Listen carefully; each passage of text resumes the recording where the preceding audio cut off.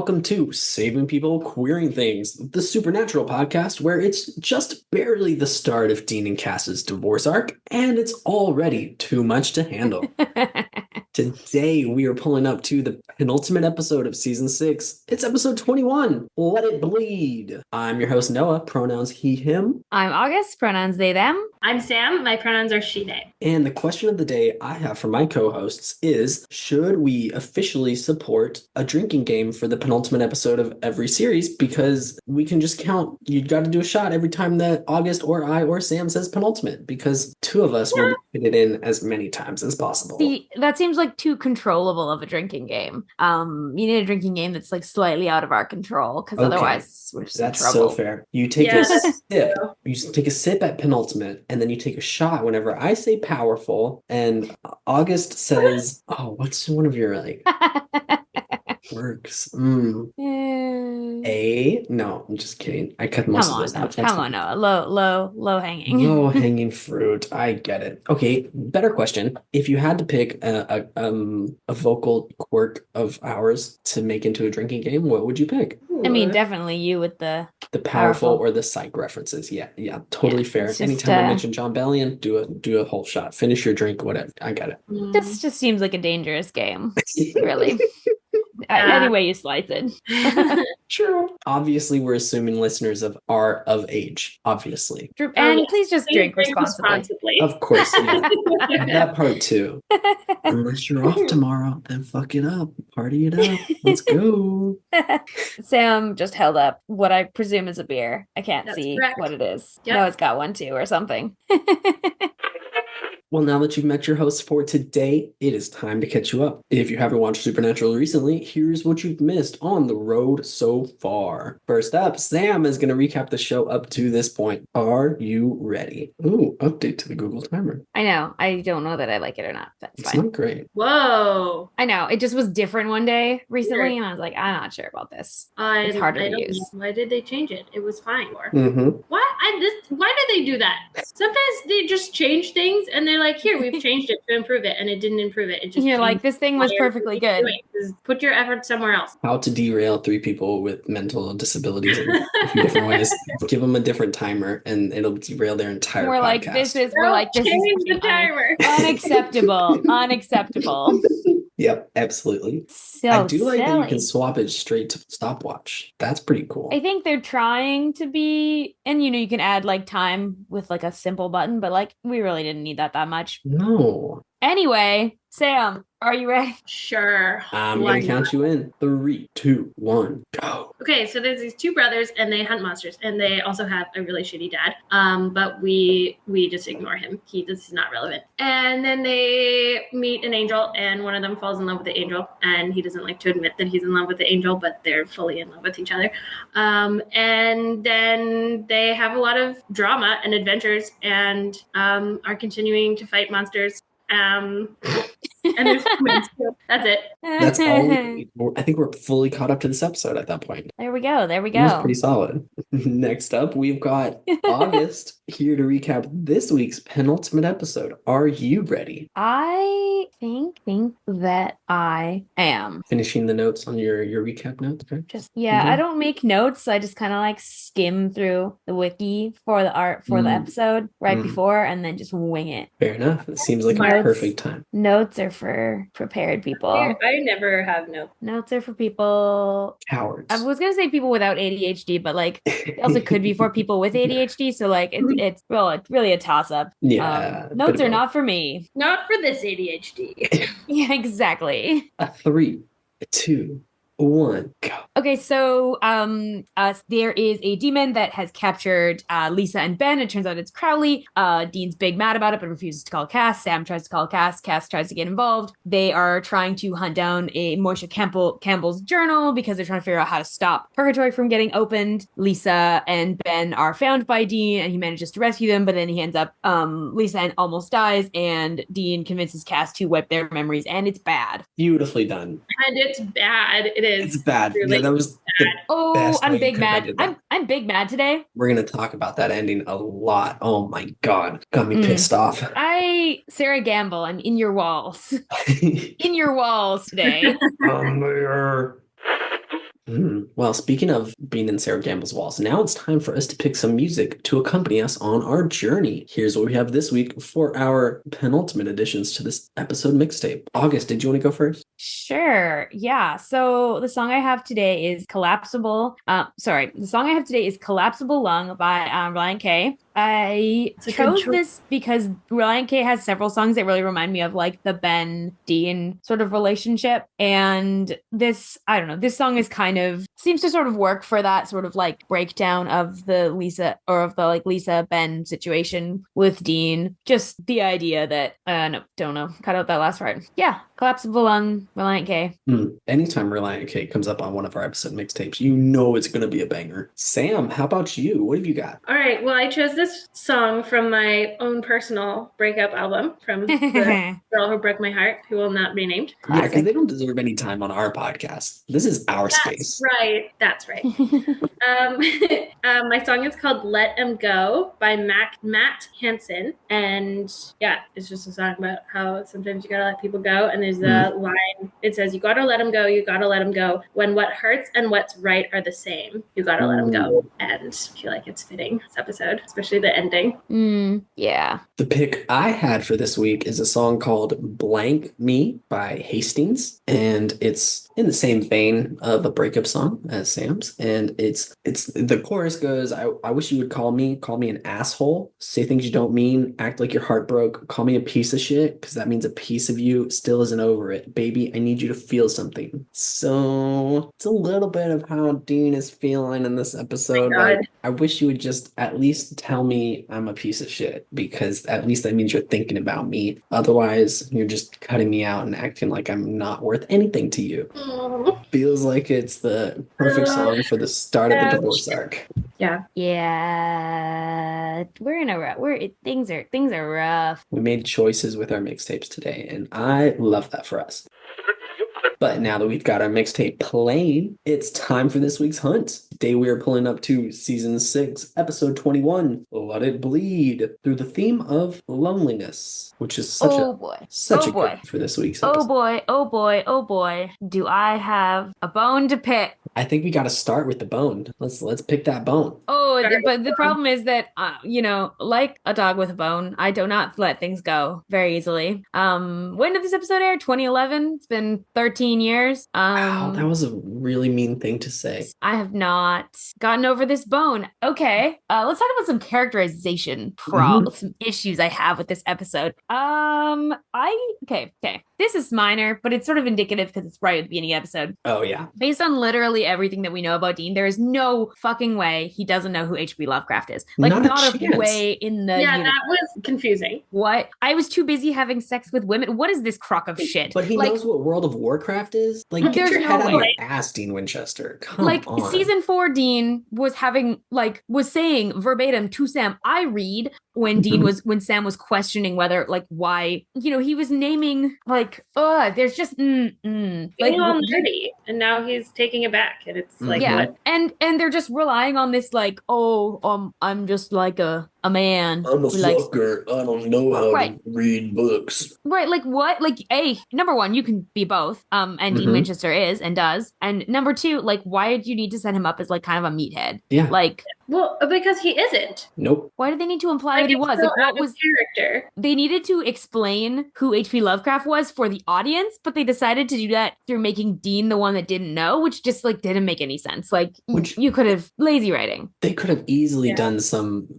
exposition through like, oh wait, that's the horror guy, right? Like, oh yeah, Call of Cthulhu. Yeah, okay, yeah. Like, they could have done it just as easily with them all agreeing and just like reaffirming themselves off each other. No easily. Anyway, that's a small one, but it just a little note I have just right before that line where they make fun of him for that, and Bobby being like, oh yeah, we got a journal stolen from us by your angel boyfriend in the middle of the night. Crazy. But it's okay because I have a copy here. Hi, nice to meet you. Bobby Singer, paranoid bastard. Bobby has some good moments in this episode, actually. I don't have a bone to pick with Bobby's characterization in this episode. I think it's very good. Nailed it with him. Bobby's all of the undercover scenes. Like, we don't get to see Bobby undercover all that often, and I was eating keeping it It up. was I very good. know. I love Bobby undercover. Especially him like taking the reveal that Cass is a step ahead of him, just in his stride, and he's like, Mhm. that's a competing paper. He just Anyway. he just rolls with it. He just proves why like he's the GOAT, why he's been in the game for so long. Bobby just proving that he can still hang. Yep. Like, and looking great in a trench coat. Yeah. yeah. Not gonna Yeah. lie, he's probably the second best person though. Well, I forgot Yeah. about David Tennant. I'm sorry, he's probably the third okay, you can best looking person in a trench coat. You can just say in this show. You can be In the this second show. best in Okay, this yeah, show. he's second best in the show. Because I Cass also, all of my notes are gone from the document, and I don't know what happened. August went in and deleted them. I did not go in and delete them. No, it's fine. I made a bunch of notes on Tuesday, and they're all just not there now. Oh, I didn't see them today at all when I went into the document. That's fine. It's probably a me issue. I probably did something I weird. think it's a skill issue. You have a few yeah, notes they here. are. How They come just they're were at the not bottom letting because you must have put them at the bottom, not the top. See, because I just don't know what I'm doing with technology ever. Skill issue. Anyway. I love when we're just going off of like Bobby and him being undercover and him. I love how when he was talking to the old man, we see this like sweet side of Bobby come out. And then like he asks about his wife, or he says, "Oh, I'm sorry about your mom. I'm sorry about your mom. Sorry about your mom." Like, no one's ever said that to me before. You're the first person who ever said that. And just like you see Bobby's like I was like seeing Bobby have that interaction. I was like, oh my god, this is where Sam gets like that was such a Sam interaction. Because we know he didn't get it from John. Oh god. Oof. Yeah, I really loved that. It was really fucking wholesome. It got me crying up in the club whenever I was watching this episode. I was like, okay, this is fine. I love it, but I hate it. Cut to 5 minutes later in the episode when one person on this podcast, Noah Burrows, was quite vindicated because Ellie reveals to Bobby and to everyone watching the show that she's actually 900 plus years old. And I was so happy. I was like, yes, Dragon Lady is somewhat immortal. She's a lot older than she acts to be. You called it. I did have in my notes, official monster fucker Bobby. That's just a note. There's no other note to it. Like, we already kind of knew that. Like, he wasn't mad at it. Oh, no. Bobby. He was there for it. Bobby's having a great time. And this person is just, so, yeah. Yep.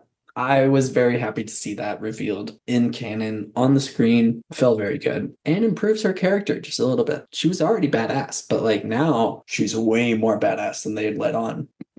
Yeah. She's great, and like her role in this too, like is really like the plot piece of it. Of like she is the only one that they have that they like can really talk to about like the portal, like about like not the portal, but like about like opening a door to purgatory in general, really. And the fact I liked that they do this angle with her of she's just like, I just want to live my life. Yeah. Like I'm not like, I didn't ask to be here. I'm not inherently bad just because I'm here. Yeah. I'm not doing anything. I'm not harming anyone. Right. Just leave me alone. And also let me take care of myself because like I don't need your help. Do they ever in the episode clarify what she actually is? I'm actually trying to remember that. I don't think they actually do. And I can't remember if we get that in the future. So it's such a vague shot of her killing H.P. Lovecraft. And it's like very shadowy and they're trying to mislead you. And it's like, well, I don't know what that is. And they never mention like her specific power set or like what she can do. Obviously, she's not a dragon. No, she's not a dragon, but she's obviously like 9. She's really old and she is like she's obviously like powerful enough to protect herself in general, but also not powerful enough to protect herself from angels. Yeah. As we find out by the end of the episode, which is kind of important. Which is fair because I feel like angels are on the top rung of the creature list that we've met so far. Most other creatures are a few steps down from angels. And then it's like, give or take, shifters might be here, vampires here, whatever. But like, I feel like angels are pretty far ahead the competition. Yeah. I just want to know how she's competing. I'm dying to know. It's a good question. I'm glad that she's still involved in the story because I don't know if any of y'all have noticed this about Supernatural, but they don't like strong female characters sticking around. And I'm hoping that Ellie can make it through the finale. But we'll see next week. Oh We will see next week. We will see next week. That's Ugh. But speaking of strong female characters, how are y'all's feelings on Lisa in this episode? And by extension, Ben? okay. Oh my god. I mean, Lisa, to be fair, Lisa doesn't get to do much in this episode. No. She gets to be a victim. What? Her actress. That's basically it. Her actress sells it so well. Oh, she does a great job. love to Oh see yeah, where top Lisa- notch acting. Very good. 10 out of Yeah. 10. When she's possessed, it feels like a different person in the same body. Like straight up, it's night and day right there. I really respected that and love to see it. Yeah. Mhm. Yeah. Besides that, not a lot of Lisa we got this episode. No. Except for her fiance getting fucking murdered in the first 5 minutes. Yeah, which, I mean, That hurts. yeah. Yeah. Okay, so we gotta. Break it down. I don't Break it know down whether to when to get into this thing. This think it's now. beef I have, Let's and do I think it. it's now because I can't. It sort of Right hinges the whole episode it. for me. I don't know how we think this plot is working, or like this plot device is working. If you do a mind wipe, it doesn't mind wipe the whole universe. Uh-huh. How does this make Lisa and Ben safer? And also, secondary question, why would Dean do it if it wasn't going to make them safer? So I Mhm. don't understand why he does it. It feels out of character based on the fact that there is no way to protect them after this. If a monster came after them once, a monster will come after them again. And now they Mhm. don't know anything. They act like it's all just fairy tales now. Like they think that it's not real and there's no chance it's happening. Like, When at the beginning of this episode, Ben had the wherewithal to call Dean immediately as soon as he saw yeah. people coming into his house and then murdering his mom's new fiance. Now they're way less prepared and they don't even know who they can call in the opportunity of it. Well, I'm not saying that like they should continue to be close to Dean. That No. seems like cutting that seems like sort of like we've been inevitably barreling towards it all season. Yeah. The breakdown of this relationship because of all of the things that are happening in Dean's life. But this is not it. Like this doesn't practice. This has been a beef of mine for a really long time because it just doesn't like work. Like also, what are they going to do? Go back to their house where like there are pictures of Dean. Oh, People in their life. Right. Also, what about the fiance? well, sorry. The fiance is going to be dead in the fucking living How are room. they gonna remember that? I feel How like are they gonna remember he died? Lisa would have taken Like down what? pictures of Dean with having a new fiance. That's true. Yeah, but, like, There might not be pictures. friends, their Well, and- neighbors. Up in they did boxes move. somewhere. Yeah. They did move. So, Right. like, it's possible that not a lot of people in their day to day life know who Dean is. But yeah, there's got to be pictures in boxes. There's pictures on a cell phone. Mhm. There's like, Mhm. there's no, Be there's like, a how trace. weird is There's this? trace. We got pictures with the guy that ran into us and caused that car accident that we don't really Right. remember too much about. Like, if you can't remember him, like, again, it's Yeah. just, Absolutely, like knowing Lisa and knowing Ben, like they absolutely have photos of him somewhere. hidden yeah, away. he's a huge Even part of though their they're, like, life. They're not And- out in the house, but they're absolutely Somewhere. At this point, the cloud exists. They can save pictures in the cloud. Oh, it's just also like, and to like, even if you suspend your disbelief and you go like, okay, them not remembering is best for them. The conversation Sam has with Dean, where he says like, he's saying you've pulled some shady crap before, like this has to be the worst. Like he's absolutely right, but Correct. he draws the parallel of like, I know what it's like to not remember things, but he Mhm. knows the wall won't hold forever. Like he knows that this does not end with you staying forgotten. So is this implying that an angel of Castiel's caliber is more powerful than death itself? And also, like, mind wiping is not. I don't like. That's not. right. Like you monsters are can't. not going to know that their minds are wiped. Like monsters are No. still going to come after them because they know they're connected to Dean. Even if they don't remember, Dean remembers, and that's what Crowley monsters are. remembers. Like monsters, the people who are going to go after Lisa and Ben to get at Dean are not going to care whether or not Lisa and Ben remember Dean. No. It's about Dean. It's not about them. If they catch Lisa and Ben and they're like, "Who are you talking about? I don't even know a Winchester. What are you talking?" The monsters aren't going to believe that. They're not going to give a no. shit. Cass doesn't No, have like. it's not Yes, about Cass is an angel that has a lot of powers, but Cass doesn't have reality altering powers. Mm. Yet. That you have to alter so much of reality to make this work. Like you also, I mean, even just in the small practicalities, he would have to memory wipe every single nurse and doctor that had seen Lisa when she came in with a stab wound that suddenly she doesn't have. You'd have to change all their medical charts. You'd have to, like, there's so many small pieces. Right. There's no That's way they. such a good point. What did the doctors think whenever they walk in there at this person that is not She's fine. expected to pull out, and now she's fine and she'll wake up in less than an hour? The fuck? And again, like, even if Right. we And presume the that, guy like, that carried her in with a stab wound is He's what? just walking around like we're it's not fine. asking any follow-up questions. Like, No also, questions. where are the police? There's There shouldn't have procedures been police if there's a around here. GSW, a gunshot wound Right. in the hospital. Oh yeah, But there should have stab been police wounds in this don't environment. apply, I guess. No, they absolutely would. They would. It just Why? doesn't. It just doesn't long term make sense as a plot device. If you're going to try and cut Lisa and Ben out of the story, it does not make sense that this is how Dean would do it. No. And I think it's always really bothered me. It's always felt really mischaracterized. Like, it just always felt really out of character for him. I agree. Like, walk away, never see them again. Could buy it. Yeah. Yes. Memory wipe them. Yeah. Like, You go could- into and interrupt their agency as well. Like the agency that he's denying them in this moment as well by asking Cass to do this. Yeah. Mhm. I could see him adjusting their memories so it makes them look worse and that they want to stay away from him. Like I could see that in a specific sense, but altering their memories in general doesn't feel like something Dean would do. Erasing himself entirely doesn't make sense. Not at all. Maybe fucking with the specific memory of what just happened, possibly. Yeah. He doesn't want them to remember Like the last trauma 2 days of the last 2 days. Maybe you got in a car accident. Oh no, you're fine Right. now. Like, maybe erasing his entire existence. Also, just like, not, I don't know how memory works, but like, do Lisa and Ben just lose an entire year? Ooh, that's such an interesting Right. Especially question. Ben. Like, does Ben just lose an entire Because year? this is some of the most formative years of his life.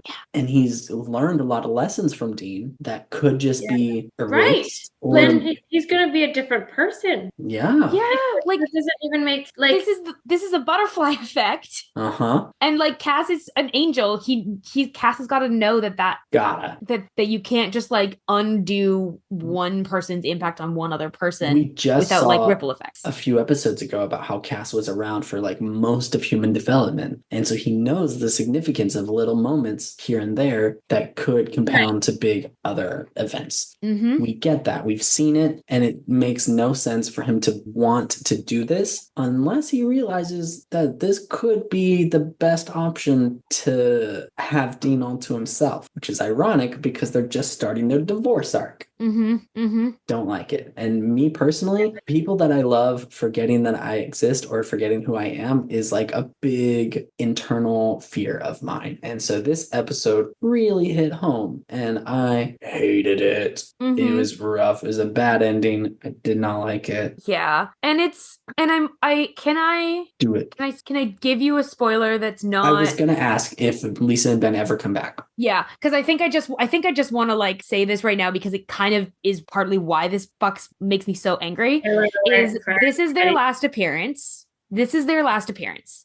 In terms of them being mentioned again, so this is not just like them appearing. They'd never appear again in the next 9 seasons of this show. They get mentioned. Ben gets mentioned twice. The last time he will be mentioned is season 7. Lisa my gets God. mentioned 4 times. Actually, and one of them is only implied. The last mention of her will be season 10. It is such a missed opportunity, like these characters and their arc and like everything that we've done with them. Like, it just feels like they really threw it away. It really, just a disappointing plot thing. And I don't know entirely, like, were they just trying to write Lisa and Ben out? Like, what is the rationale here? I wish they had left the door open for them to come back. Yeah. And I've always hated the way that this is done. And also, like, this Dean gets, and rightly gets, a lot of bad rap in the fandom for this choice of like asking Cass to wipe their memories, as he absolutely should, because this is a horrific thing to do to people you love. But also, it's always irked me because I'm like, this choice doesn't make sense. On And any it has a count. huge impact on it has a huge impact on like Dean's characterization kind of going forward, while still being like a mind-boggling plot.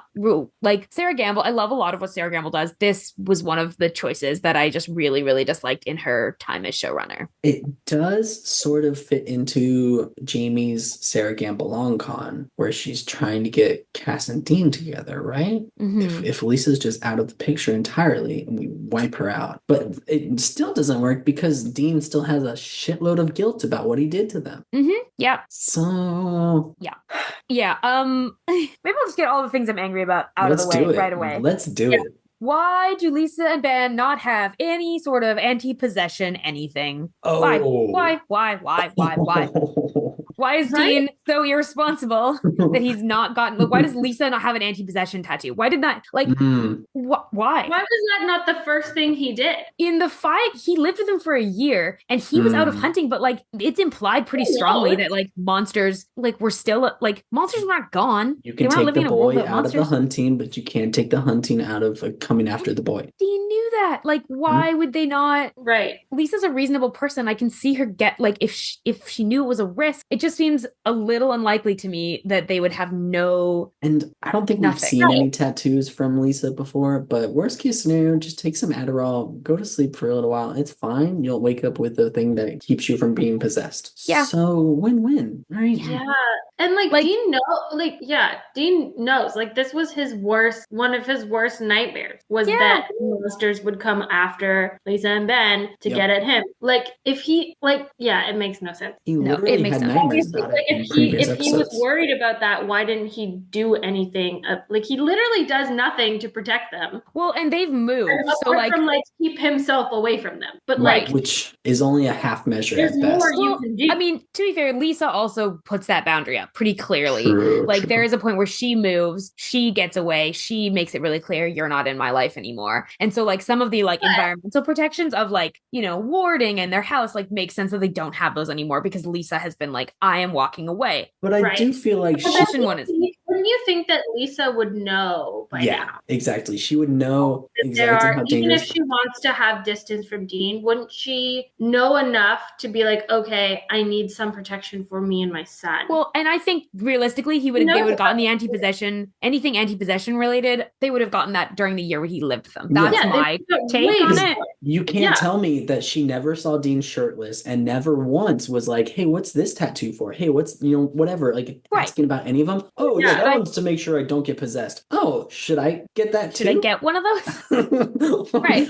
That's it's not difficult. It's not hard. Except I get that if you see Jensen Ackles shirtless, you just want to jump his bones. You don't want to talk about his tattoos. I get that. That's fine. We respect it. I like you made the jump from Jensen Ackles, like Jensen has an anti-possession tattoo. You know that motherfucker wants one if he doesn't have one yet. He can't let Dean go, and so I feel like he wouldn't let that go. Oof. Those are my big beefs with the actual, like, writing, but we should, like, pivot to the, like, others. This episode's actually not a bad episode. I just hate the ending, mostly. I do really like that Balthazar comes over to the boys' team in this episode. I love Balthazar. I'm a big fan of that. Also, I just love Balthazar's attitude. Like, he's so sassy. The attitude is so good. You got me on your side, you bastards. Like, and okay, contrasts with, like, Cass in such an interesting way, because Cass's whole thing right now is kind of like not telling them everything. And they know it. And at this point, they know it. They're just sort of playing this game of, like, I know you're lying to me and I know you're lying to me. Whereas with Balthazar, he doesn't Balthazar doesn't hide shit. He says it how it is. He says, I'm not, he like, they're like, what is in it for you? And he's like, well, I want to survive. Like, okay, fair point. They have no reason not to trust him because he kind of proves that, like, there's no reason not to trust him. Yeah, exactly. Which is good. I think really nice. And I love Balthazar so much. And now the fact that he actually trusts the boys over his angel buddy, Castiel, is a big move. And I'm very excited to see where that goes in the finale, at least, because God knows it's not going to pass on to the next season. Sure. Well, yeah.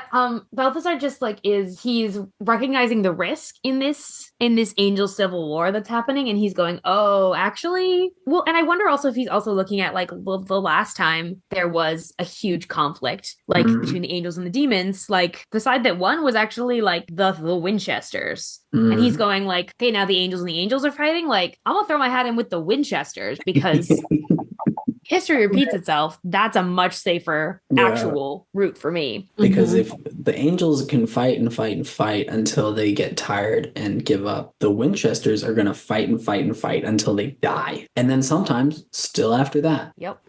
Sometimes still after that. Sometimes. That's right.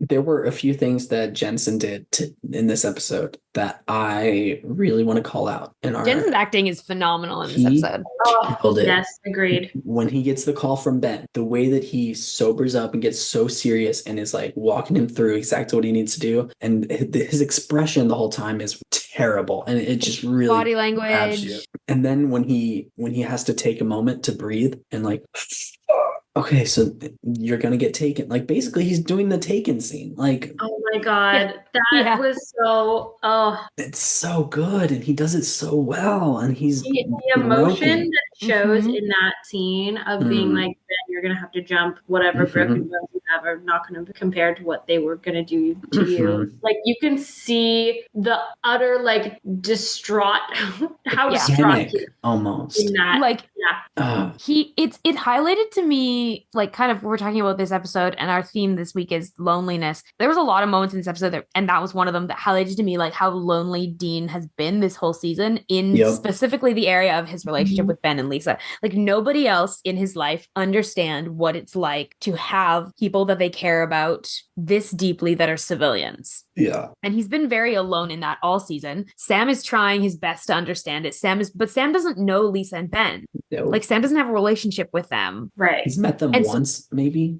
Yeah. And they know more about him than he really does about them in a lot of ways. Like they, Lisa and Ben know him as like Dean's brother who like was dead and has kind of, when he came back, it kind of destroyed their lives. Sam is trying really hard and knows how much they mean to Dean, but Dean is really alone in like handling this. Yeah. And he says this, like Dean says, like Lisa and Ben, he says to, I think he says to can't remember if he says it to Bobby or if he says it to Sam, but he talks about how like what happens to Lisa and Ben is 100% on him. And like if they're hurt, like anything that happens, he feels like he's like, no, I can't let Sam take over for 5 minutes. Like this is on me. I think it's when he's torturing the demons with Sam. Another moment of like PTSD brought back up for him. Oh, his worst memories. He's forced back into this corner of his worst memories because of 30 years of his life brought back up in the flash of an eye. I do really like the moment when Dean is like, I'm going to go after Lisa and Ben, and you guys stay on this case because it's very important. Sam and Bobby, you guys work on that. No big deal. And then Sam is like, no chance. And Dean's like, I don't give a shit. Like, you're fine. Work with Bobby. It's fine. And then Bobby's like, okay, you can go after them as long as it's just me working this case. So you take Sam to keep you in check. He doesn't say that part, but he's like, but that's why Sam is going with him because he's like, you can't do this by yourself. You need Sam, Sam to be a voice of reason. Bobby throws out that plan, Dean's like, okay, Dad, I get it. I'll do that. It's fine. I really liked that moment. I really like Sam doesn't get a lot in this episode. This is a very Dean centric episode, and Bobby and like Bobby as a secondary kind of protagonist. But like a couple really nice moments with Sam. We get the moment where he prays to Cass on Dean's behalf, where Dean is like, I am Dean. Sam is like, we should try and get a hold of Cass, and Dean is like, absolutely the fuck, we're not going to do that. We can't trust him. Yep. And Sam does it anyway.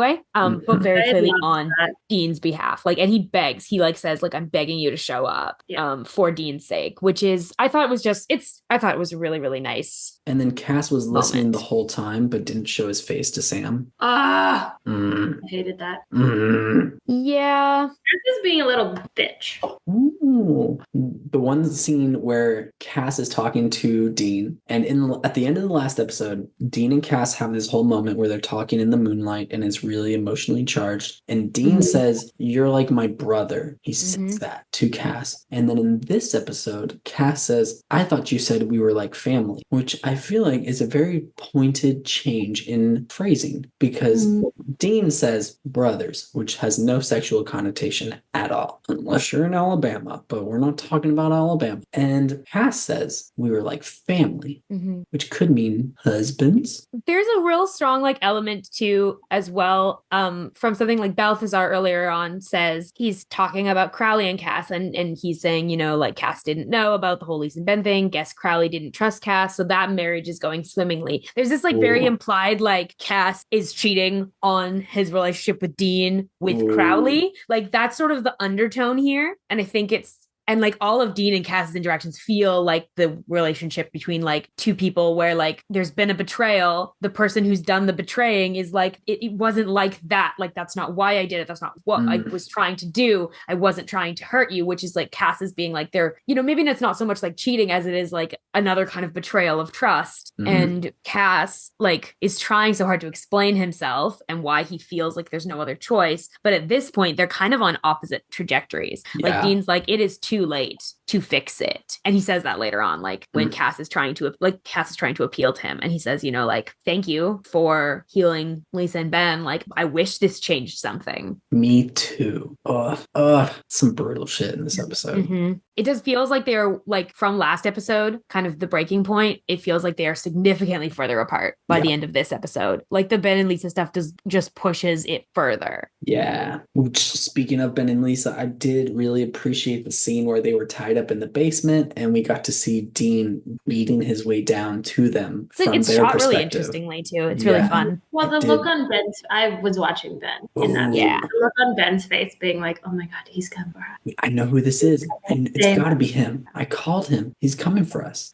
That's really awesome. Yeah, Ben knows Dean's coming. And there's this like sense of like from both of them, they're both quite calm in that scene up until it makes a little bit of sense if she's that calm because she's already possessed. Yeah. But Ben knows. He knows Dean's coming. But I mean, to be fair, Lisa's possessed. The demons also know Dean's coming. The demons know. True. If Ben has told Lisa, which Ben has told Lisa, I'm sure Ben has whispered it to her. I'm sure Ben has tried to make sure she knows. Yeah. Like they always knew. They always knew Dean was coming. Yeah, of course. If they went for Ben and Lisa, they knew Dean would come. That was their whole strategy. And the whole thing was like distract, like Crowley says it, like distract them. Yeah, from him. But he didn't count on my motherfucker Bobby tracking him down and figuring out their plan and then getting to Ellie first. And then Castiel still, in the end, takes her away. Yeah, which is ominous. It's an ominous ending to this episode. Very much so. Okay. So I want to do a contrast episode quote to another episode. So earlier on in the episode when Cass actually shows up after Sam has prayed to him and Dean says, I didn't ask for your help. And like, why are you here? And I kind of want to contrast that with like in season 5 in the end where this whole like, because there's also a moment where Dean, like when Cass shows up in that episode where Dean goes like, why are you here? And Cass goes, we had an appointment. As opposed like it just shows like how things have changed for them. Like that was a sense of like, oh wow, you showed up because you promised you'd show up. And this is a situation of like, you showed up. Why are you? I didn't ask for your help. And Cass says like, I do everything you ask. I always come when you call and I am your friend despite your lack of faith in me. Ooh. Cass is asking for Dean's trust and for Dean to trust him enough to go along with this plan. Right. Which Dean is not having. Not at all. No. Well, he even says, he's like, what does he say? He's like, oh, that's the same thing that Crowley said. That's the same ransom note Crowley handed down to me. Right. You know that, right? Like, he's like, you are saying you'll help Lisa and Ben if I stand down, but that's exactly what Crowley's asking for. And I know you're already working with him, so how can I trust you over him? Like, what the fuck? Well, and if we're still trading favors, that's not how trust works. Nope. It's how. Nope. Cass seems frantic in this episode. Yeah. You know, like Cass seems really frantic. Like everything is going so badly. Yeah. Very badly. And that's powerful. Any other last notes that we've got? I feel like I've been very scattered in this episode, and I'm hoping I've got across my points. I think so. I think you have. I love Ben. Like I love Ben in this episode, and I feel so horrible for how he like Dean in that scene when they're trying to get out with injured Lisa. Oh my God. That's a really hard scene to watch because the amount of trauma that Ben gets in that 5 minutes. Oh my God. Fuck. And like Dean is trying to get him out safely, but Dean, the only like example Dean has for how to talk to Ben in this scenario, I think, is John. He's And gone. we do get that, like, really, like, he doesn't know how to get through to Ben any other way. Yeah. And he's scared. And he's He's He lashing just out needs a to little bit. survive. He needs to get them out, and Yeah. Ben gets the brunt of it Yeah. for survival, and he gets Yeah. them out. And it works, but like, yeah, what cost? And this is where I keep going back to, like, this whole episode. I kept going back to, like, fuck, this is Dean's worst nightmare. Yeah. That this would happen and that Ben would have the same hunter trauma as a kid that Dean got. And here it is. And it's happening in front of him. And you can see the pain in his face knowing that Ben is going through this, but he can't do anything about it. Yeah. Yeah, it's just rough. It's rough. It's rough. Bad. And it's rough that that's the last interaction that they have. Which gets me so mad, but that's fine. It's fine, Sarah Campbell. It's not. It's actually. not. It's actually fun. not. I have these grand plan for this, like, very extensive fix it fic about Ben, because I really think that they missed an opportunity to, like, bring him back Yeah. years Yes. later. Like, I think they missed an opportunity. good. There's an opportunity. There's a plot point later on Okay. in a much later season that I think would work really interesting. Like, if you still want to do the whole mind wipey thing, if you want to hand wave the, like, practicalities of it, I think that it would be fascinating if something happened to Ben, like, say, like, season 14 or so, and something, or season 15, somewhere in a later season, if something happens to Ben that makes him remember. Because Sam implies really strongly at the end of this episode that you lose your memories, they're not gone forever. Yeah, And this isn't a lasting thing. so, like, at some point, if Ben and or Lisa, and my personal, like, feeling about that is that, like, I think it would be way more impactful if it's Ben who regains his memories, because I think that, like, that's the person who would need the closure. Yeah. You know, like, Lisa, I think, needs to be able to move on with her life. I think Ben is the one that would really need the closure in a different way. Yeah. And I wish his story had gotten closure. Absolutely. Yes. I Totally agree. fair. Okay. I very much look forward to seeing if I can guess what plot point that was in 2 years. Yeah, you probably won't, because I get myself there in a real roundabout way. It's not like a natural. It just was like something that came to me.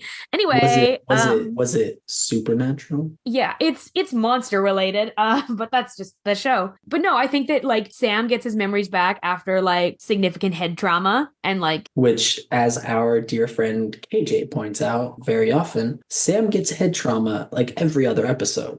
Yeah. I'm just saying, Ben gets a concussion at some point, memories back. Interesting plot point. Like, what if Ben goes hunting for Dean? That would be so good. And the actor was old enough, like he could have come back and played the exact same actor, Oh, the and exact same character. Yeah, he's a cool, like, he got to grow up on the show in a lot of ways, because, like, he got his first appearance, he was pretty young, and his second appearance, you know, like, he appears in season 3, and then he doesn't appear again until, like, the end of season 5, and then really just mostly in season 6. Yeah, missed opportunities. Yeah. One day I'll write this fic. I actually have written the first like chapter and a half of it. I just I'm gonna haven't give you a mission. Write it before we get to said plot point that you're and then you can referring read to. it. I think that'd be great. Yes. Okay. You got I- My 2 years. I will accept that challenge. I can accept that challenge. Okay, badass. I can accept that challenge. Pinky promise. Pinky promise. Okay. It's on the podcast. We pinky promised. Just so you know. Pinky promise. I'm gonna write this fic and I will talk about it when we get there. Beautiful.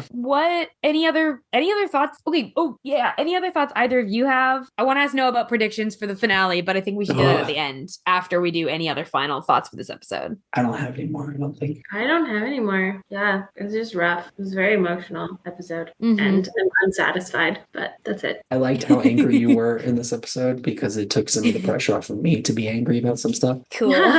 That's good. Cool. That's good. I'm glad, because that's like the only emotion that I had after watching this episode again. Is I was like, man, I'm so fired up.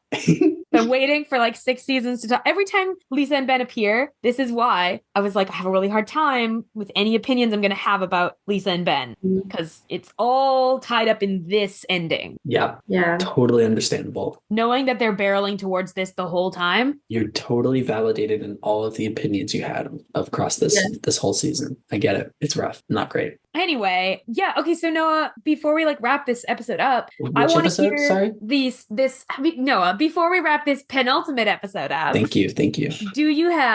What are your thoughts going into the finale? What are your predictions, hopes, fears, dreams? Okay, so obviously Cass and Dean are going to be even more at odds than they are in this episode, which feels impossible, but it's gonna happen. I am gonna predict that since Cass has Ellie, he's gonna try to use her and her super old soul with this heavenly weapon that he's got. And maybe he gets access to Purgatory. I feel like he's gonna cut Crowley out of the deal, and Crowley's gonna turn to the brothers and start working with them. Oh, like Cass is Crowley's gonna be like, oh shit, I've been beamboozled. Yep. And turn to the brothers and be like, hey, help me take down your boyfriend because now you don't trust him, and I get that. And also, does he still owns Bobby's soul, right? Did we ever establish that he gave it back? Yes, he did. Yes, he did. Okay. Cool. Yes, he did. He did because Bobby strong-armed him into doing it. Yeah. With tongue. And then I think that we might get. I feel like Ellie's gonna die, and that hurts a little bit. I don't want to say Bobby's gonna make a big sacrifice again because he already did last season, and I feel like it's still on the table. I hope Balthazar doesn't die in the finale, but it's on the table, and I think it might be worth talking about. And I don't want you want to have that prediction out there because I think it might, but I'm kind of just throwing a lot of spaghetti at the wall and seeing what sticks. That's fair. It's a lot happening in this season. Yeah, so many balls up in the air. Like as opposed to previous seasons where it really was like, can we get Lucifer in the cage again? Like there's really like one thing happening, whereas there's like several things. Cass wants to use his holy weapon with souls in it to take down Raphael. I didn't even mention Raphael. I think Raphael. Well, I don't think Raphael gets a mention in this episode. I think he gets one mention. Yeah, it's like your war with Raphael, and that's it. Move on. I feel like Raphael's gonna get smote pretty heavily. That's my guess about him. And then the rest of the angels are going to turn to Castiel, and I think he's going to be the leader of heaven in season 7. Okay, so that's my guess. Okay. I'm excited to like revisit those next week. Oh, and I'm pretty confident that this is going to be Bobby's last season finale. Okay, and I hate that so much, but here we are. Yeah, but eventually your predictions were going to have to run this direction. Yeah, I know. And we'll find out if you're right. But I hate it so much.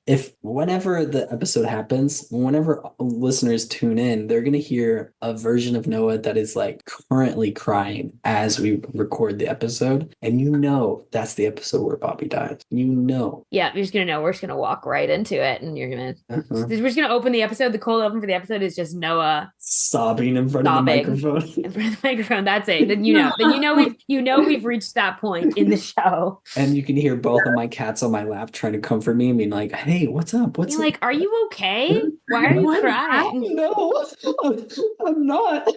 But Bobby's not either. It'll be fine. We're not here to talk about that today. No, today Bobby's a badass. Today Bobby is getting the info, and it's great. We love him for that. We love him for all of it. Well, coming back next week, y'all, and let's see what Noah thinks of the finale of this season. Season 6, man. We are suddenly here. I felt like it took us a long time to get here because of the writer's strike. We were off for a while, but now we've flown through. Which we're not trying to discount the impact that the writer's strike had, because it got some people what they deserve. Oh yeah, and it also got us playing D&D together, and we all love that, right? Every listener has been listening, right? Good stuff. But let's beautiful. Full steam ahead, season 7. Woo! Yeah. Well, now we've made it through the entire hunt. We've caught all the things that we wanted to catch. It's now time for our final and, some would say, favorite section of the episode, character to watch. Who would you guys like to watch going forward from this? Sam, would you want to, which episode? What? Oh, I'm not in the loop. This penultimate episode. Going forward into the finale. Let's do it. Who do you guys want to bless? Can I go first? Of course. Because I want to learn this character. I want to watch Dean going forward. There's just so much going on for him coming out of this whole mess of trauma and sadness with Lisa and Ben, and all of the complicatedness going on with Cass. Yeah, I want to see how it plays out, especially with Cass going into the finale. You know, we know everything comes to a head at the finale, and yeah, I want to see how it works out between the two of them. What Dean does. Strong choice. August, how about you? I gotta bless Ben. Damn. Yeah. Not that you also can't, but That's fair. this is a shitty way to have your story end. And you know, like a shitty way to like have your like brain fucked with like that is just it's not okay. No matter the intentions, it's not okay. And you know, like we don't hear from Ben in the official canon of the show again. I can only hope that if he ever does remember, he's able to find peace with that part of his story. He's able to get what he needs in recovering from that trauma, because you know, even if you don't remember trauma's still trauma. And all I want for Ben and for Lisa is for them to like be okay after everything they've been through. Beautiful. A beautiful blessing. The character I'm gonna have to watch going into this next episode is the paranoid bastard himself, Bobby Singer. I just have to. It's a finale. I need to make sure he's safe and okay, and I'm concerned about him and how he's gonna take care of his boys going forward, and I just want to know that he's safe and they're safe and he knows that they're safe. But I'm not confident in any of those facts, so I'm keeping my eye on it. Yeah. That feels like the right blessing to end on here.